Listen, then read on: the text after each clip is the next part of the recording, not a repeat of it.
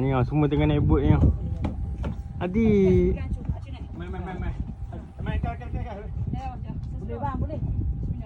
Semangat. Kami sewa kat sana. Apa? Mak Rahim tu. Cukup lah nak mancing. Banyak. Adik masuklah WhatsApp ni. Adik. Masuklah WhatsApp kita ni. Masuklah tengok apa. Tu, adik naik boat. Adik break semua tarik dia. Oh, ambil tarik kuat. Tahu. Oh. Adik seronok adik. Depannya tu ni jauh. Dia dari di ni.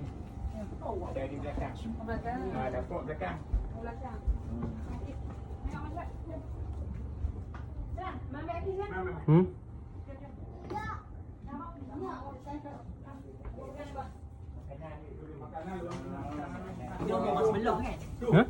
Belum ni ambil. Betul. Pendek. Betul apa? Air tu. Campur air. Dah dulu. Untuk apple. Untuk apple. Apple. Mancing dulu guys.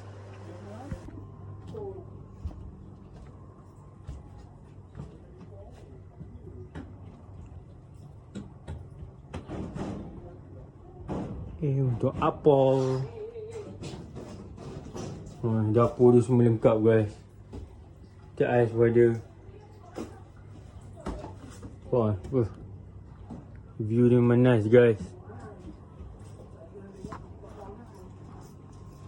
Ini video lah. Ini video ke foto? Foto ke video? Foto ke video?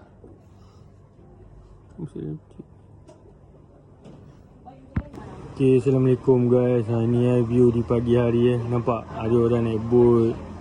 Memang view dia tenang lah. Korang boleh mancing. Contoh kalau korang ada anak-anak pun selamat. Kalau korang nak lepas-lepaskan kan.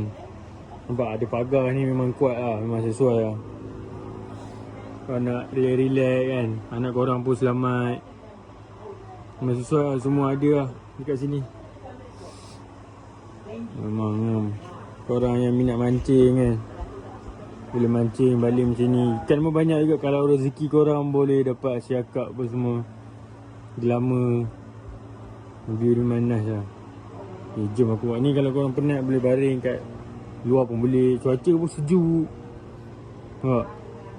Ada aircon satu.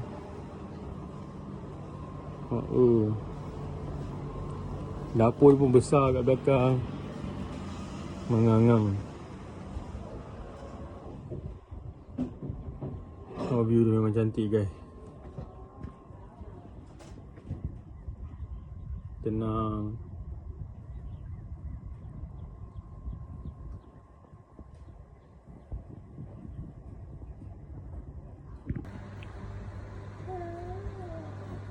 Abuk.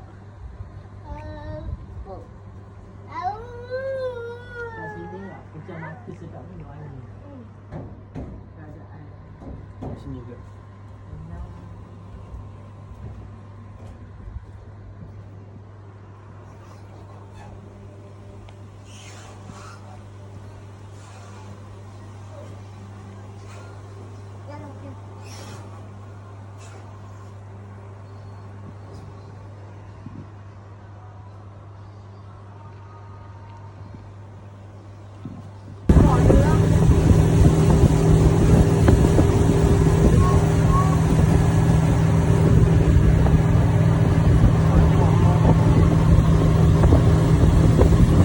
Subscribe, like, and comment, guys. Thank you, guys.